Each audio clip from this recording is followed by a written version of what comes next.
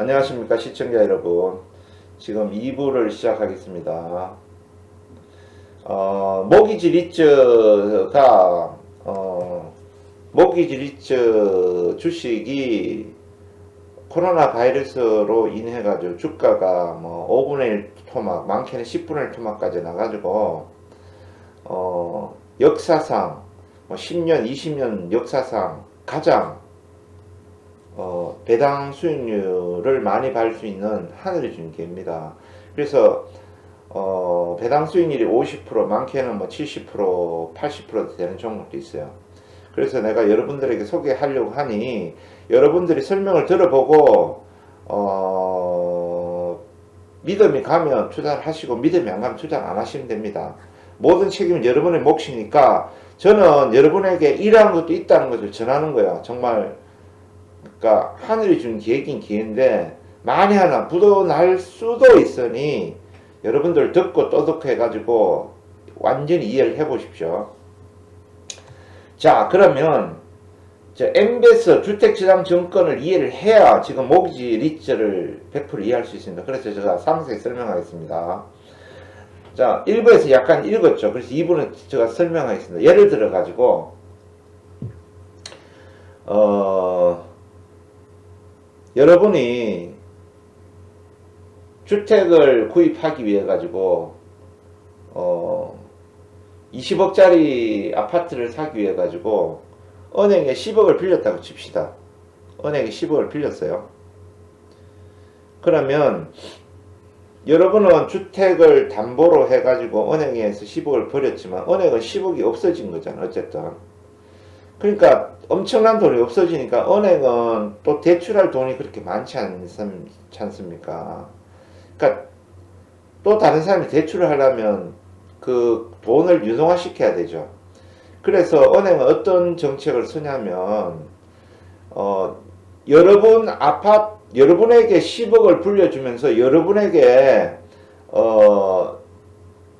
여러분 아파트를 담보를 잡고 있지 않습니까? 그죠?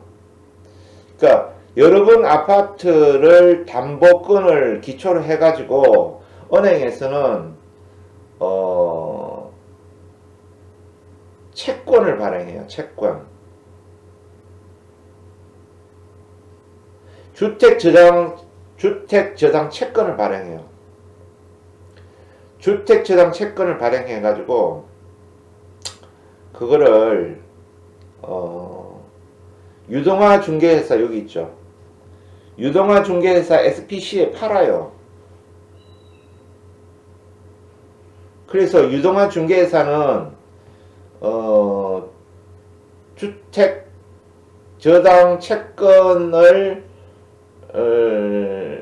또 담보로 해가지고 주택 저당 정권을 발행해요. 유동화 중개에서는 주택 저당 채권을 담보로 해가지고 MBS 주택 저당 정권의 상품을 발행해가지고 자본시장 투자자들이 MBS 상품을 판매가 현금화해서 금융회사에 그 돈을 지급한다.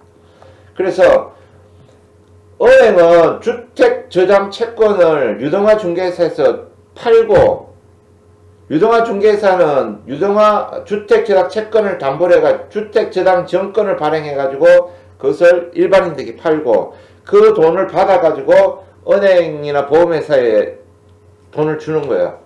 이해되시죠?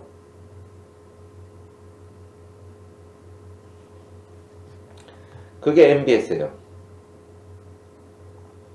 유동화 중개회사에서 발행하는 상품, 일반인에게 파는 상품. 다시 너무 어려우니까 제가 한 번 더 설명하겠습니다. 모기지 리츠를 이해하려면 MBS라는 단어의 뜻을 100% 이해해야 됩니다. 대충만 이해해서만 하면 안 됩니다. 자, 그래서 예를 들면 제가 다시 얘기했죠.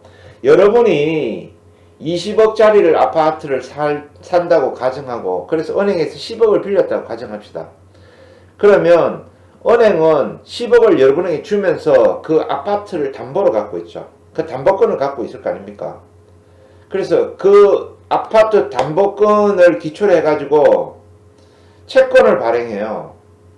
채권을 발행해가지고 그 채권을 유동화 중개사에서 팔아요. 그래서 돈을 받아서 은행은 또 그 돈으로 여러분 또 다른 사람한테 대출하고 또 다른 사람이 대출하고 이러죠. 그리고 유동화 중개사는 은행으로부터 산 주택저당 채권을 담보로 해가지고 기초로 해가지고 주택저당 증권을 발행해요. 주택저당 증권을 발행해요. 그래서 그 주택저당 증권 그게 MBS인데 그 MBS라는 주택저당 증권을 투자자들에게 판매를 해요. 그래서 수익을 얻는 겁니다. 이해되셨죠? 그래서 금융회사들은 장기간 걸쳐 고객들로부터 상환받아야 할 돈을 한 번에 회사에 목돈을 마련해 셈이 되므로 그 돈으로 다 주택구입자의 대출 재원을 사용을 시켜야 된다. 이게 뭐냐면 금융회사는 여러분에게 아까 20억짜리를 담보로 해서 10억을 빌려줬죠. 그럼 10억을 30년 만기라면 30년 동안 10억을 못 쓰지 않습니까? 묶여가지고 못 쓰지 않습니까? 그런데 이 돈을 활용을 해야 되지 않습니까? 그래서 그 10억에 대한 어떤 담보로 주택 저장 채권을 발행해가지고 그것을 팔아서 다시 돈을 해서 그 돈을 또 빌려주고 또 그거를 담보로 해가지고 그 돈을 담보로 해가지고 채권을 발행해가지고 또 빌려주고 이렇게 되는 거예요. 그래서 은행이나 모기지, 리츠, 회사나 다 부채가 많을 수밖에 없어요. 그렇죠?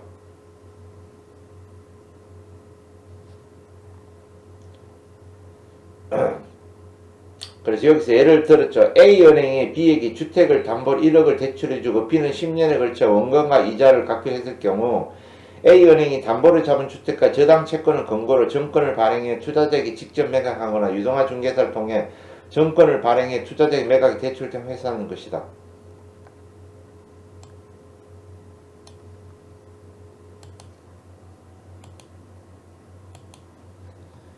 그래서 은행이 여러분에게 그 10억을 줬잖아요. 빌려줬잖아요. 그 여기서는 1억이죠. 1억을 빌려줬잖아요. 그 1억을 빌려주면서 담보로 잡은 주택이 있지 않습니까? 그죠? 주택과 그리고 저당 채권을 발행했죠. 저당 채권을. 그래서 저당 채권을 발행해가지고 그것을 아까 유동화 중개사에 팔고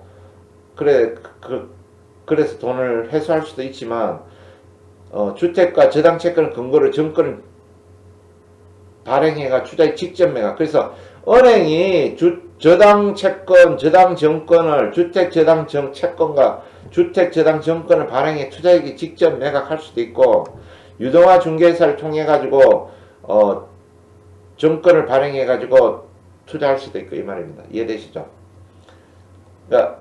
그러니까 어렵게 생각하지 말고 요렇게 생각하세요. 요새 요렇게. 그쵸?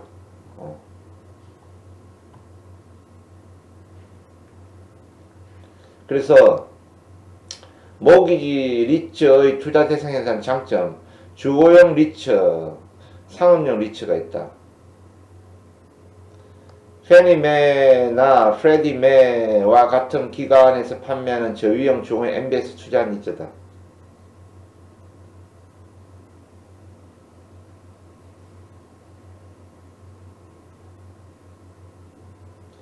자, 그래서 이게 뭐냐면 여러분이 아까 10억이라 그랬죠. 10억을 대출 받죠. 20억짜리 아파트 살려고 10억을 대출 받고 그것을 담보로 주죠. 담보를 줘서 은행은 주택 그 담보권을 기초로 해가 주택지장 채권을 발행하죠. 주택지장 채권을 발행해 가지고 그것을 미국의 경우입니다. 페니매와 프레디매라는 아까 뭐랬어요? 유동화 중개사. 유동화 중개사에서 팔아요. 유동화 중개사에서 팔아가지고 그 돈으로 또 다른 사람에게 빌려줘 하죠. 그럼 이 유동화 중개 회사는 MBS를 발행하죠. MBS를 발행합니다. 그죠? 그 MBS를 발행하는데 MBS가 주택 저당 정권이죠. 그쵸?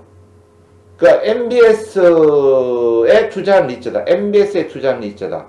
그러니까 그 MBS를 모기지 리츠 회사가 그걸 사는 거야. 그쵸?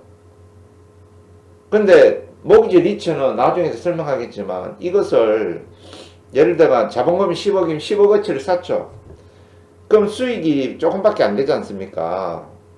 그쵸? 수익이 조금밖에 안 되니 어떻게 하냐면 나중에 또 설명하겠지만 MBS를 담보를 해가지고 또 돈을 빌려요. 그래서 또 MBS를 사요. 또 그 담보를 또 기초로 해가지고 또 돈을 빌려요. 또 그 돈으로 또 MBS를 사요.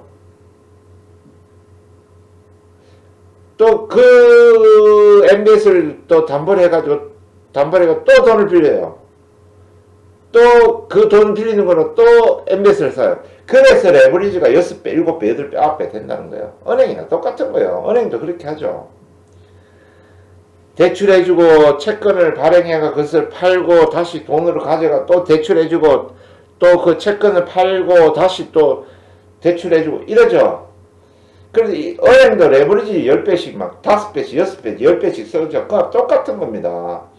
그러니까 모기지 리츠 회사도 은행하고 같다고 생각합니다. 그래서 MBS를 사가지고 그렇게 계속 레버리지를 치는 거예요. 그래서 수익을 올리는 거예요. 그래서 일반적인 우리가 앞에서 설명했죠. 에코티 리츠는 배당 수익률이 4% 이상 되게 힘들어요. 에코티 리츠는 배당을 4%밖에 줄 수 없죠. 왜냐하면 월세를 받으면 월세 수익률이 보통 4% 이상 되게 힘들어요. 그래서 4% 많아요. 5%입니다. 그죠? 근데 모기 리츠 같은 경우는 파생상품에 레버리지를 사용하기 때문에 수익률이 뭐 10%, 많게는 12%, 15% 돼요. 그런데 이 10% 정도 되는 모기지 리츠들이 주가가 5분의 1 토막 났으니까 그러니까 배당이 곱하기 5니까 50%, 60%, 70% 된 겁니다. 이해되시죠?